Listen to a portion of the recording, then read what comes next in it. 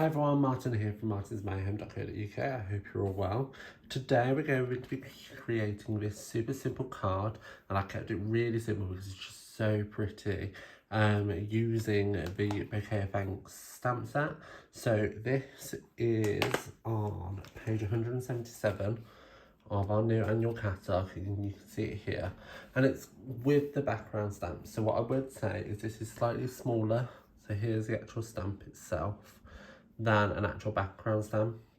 It doesn't feel UK kind of C6 cards, but nevertheless it's gorgeous. I'd highly recommend it.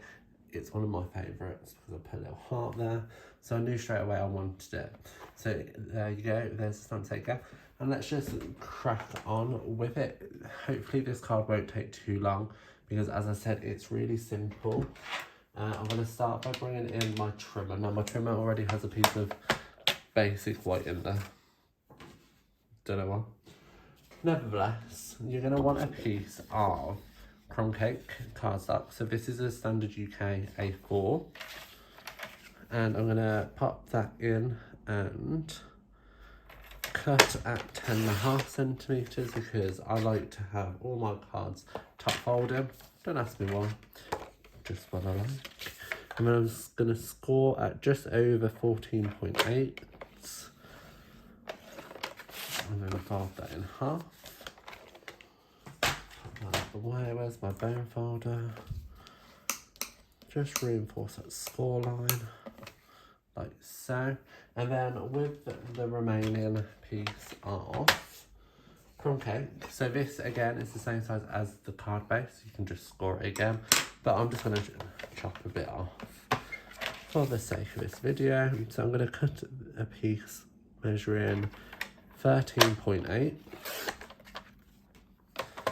by 9.5, or you could just measure a centimetre off this side and cut it off. And this is our matte layer where we're going to do all our stamping and everything else, basically. So let's get cracking.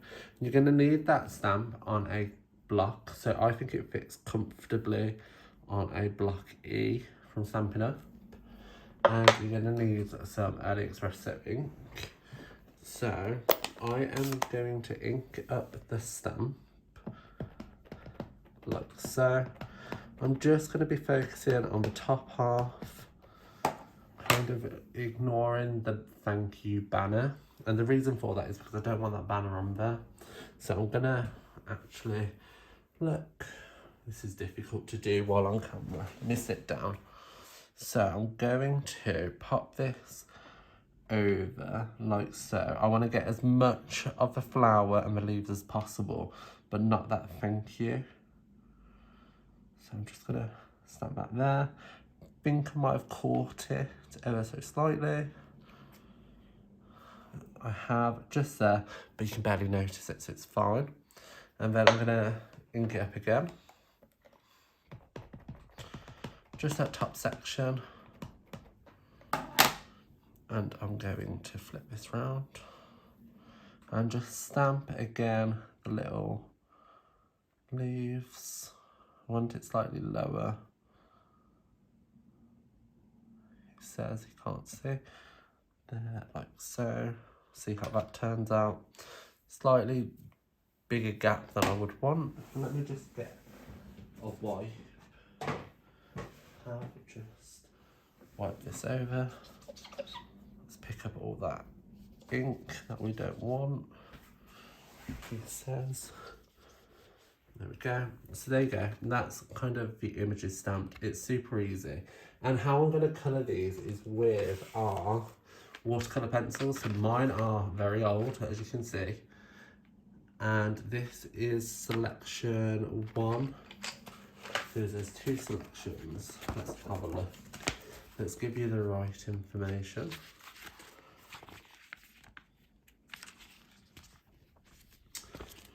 Colouring pencils, Assortment 1 is the one that I'm choosing, and I'm using Old Olive and Real Red, as you can see here. So I'm going to zoom in a little bit, like so. You can see how wet my glass mat still is. And then it's as simple. So I'm not actually going to watercolour with these pencils. I'm literally just going to colour in. So I'm just going to work in the flowers. Now you could do a petal at a time. That's absolutely fine. But you don't have to. You can literally just go for it. Applying that pencil lead wherever the flower is.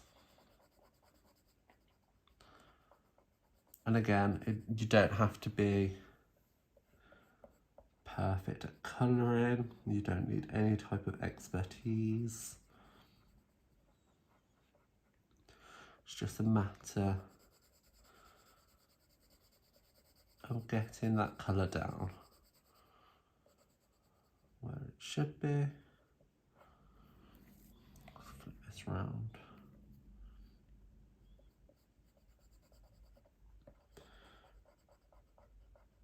So I've recently used this stamp, the Bouquet Thanks stamp, for my customers' thank you cards, inspired by the catalogue itself. And this is where I kind of thought of using our watercolours, because there's a beautiful example of using our watercolour pencils with this stamp set in the catalogue. So this is by far no original idea, but it's super cute. So there's that one. Colour this one in. Now I always colour or try to colour in circular motions. That gives you a smoother finish, but again, it doesn't really matter. So it's just cute colouring, like so.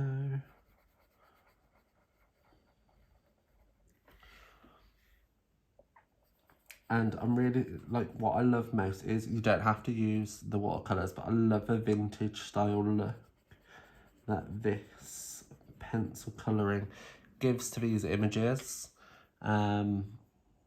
Whereas I think if you were to use our blends or any other colouring material, let me just check that I'm still in camera. I am, that's alright. It would be a lot harsher, which we don't want that harsh tone. We'd like that, or I would like that vintagey kind of sepia style. You can imagine colouring these for my clients or customers. It was very relaxing, a lot more relaxing than here on camera. So there's a real red, and as I said, the green's going to be old olive, and this time you should see the colour come down a lot quicker because the shapes are a lot more basic. But I love our watercolour crayons. I would share a tip, or I should share a tip, that you can always smooth it out with a colour lifter. So if you, I'll share something later on, but you'll see it, it's such, if you don't like how you crayon, let's do a bit. So here's some basic white. So if you lay down the colour, like so, let's do a comparison. So you can see there, it's kind of grainy, but if you use a colour lifter, let's just make sure it's clean, yeah, and go over.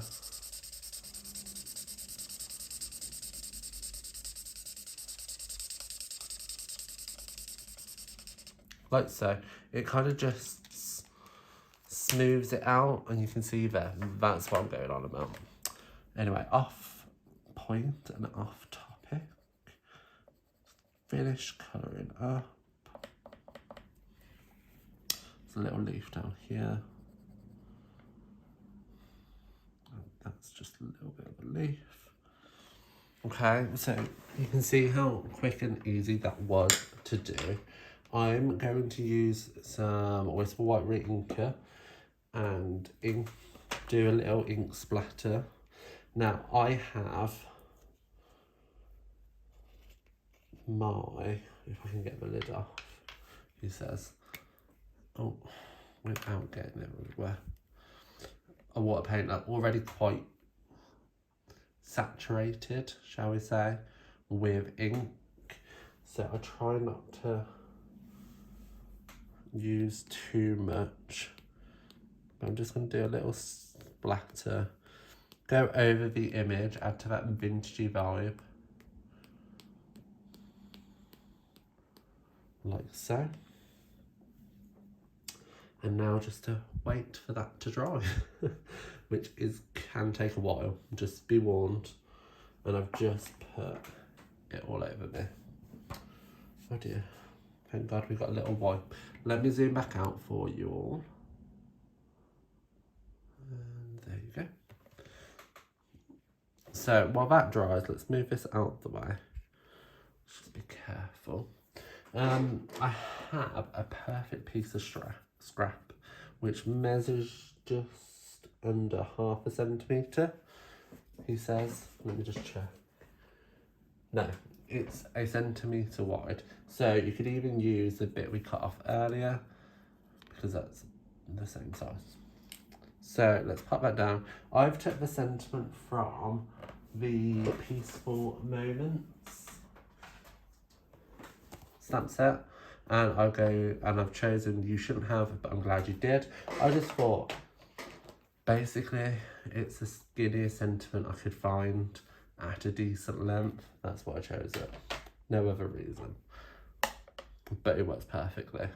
So keeping it with crumb cake, and I've got my stamp already mounted on a block. I'm going to ink that up and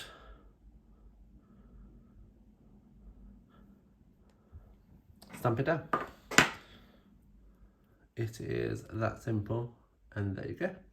So I'm going to grab my paper snips, which I did something naughty. I've bent the end of them, you can't really tell which is good, opening a pot of paint, because I've repainted my craft room because the black wasn't staying very black. So there's that, and now all what's left to do, where are my dimensionals?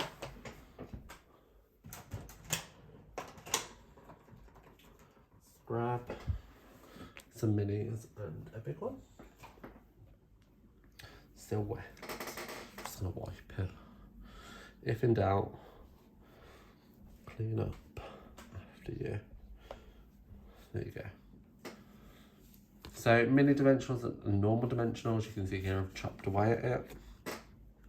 I'm gonna put 2 minis on the back of my sentiment, just either side, like so. If you're that bothered, you can put one in the middle. I think I will, because it is quite long, and the last thing you want is it to droop.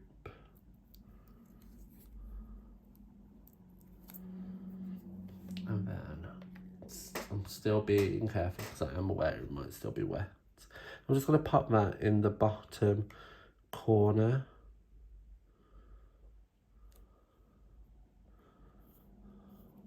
Of the card, like so.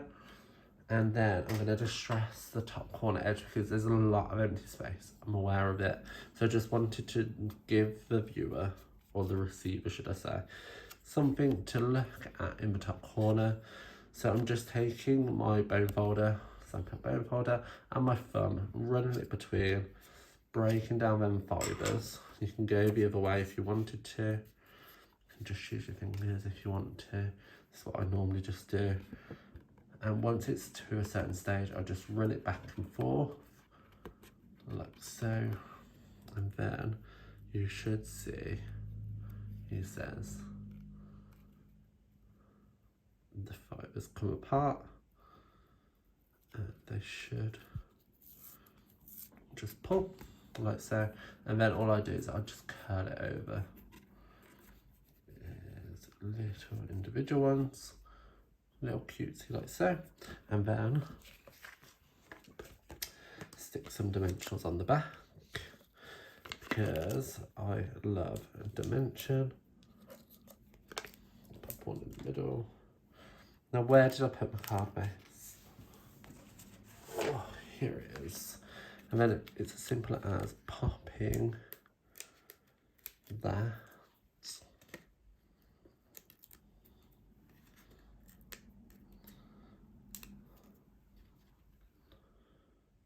in the centre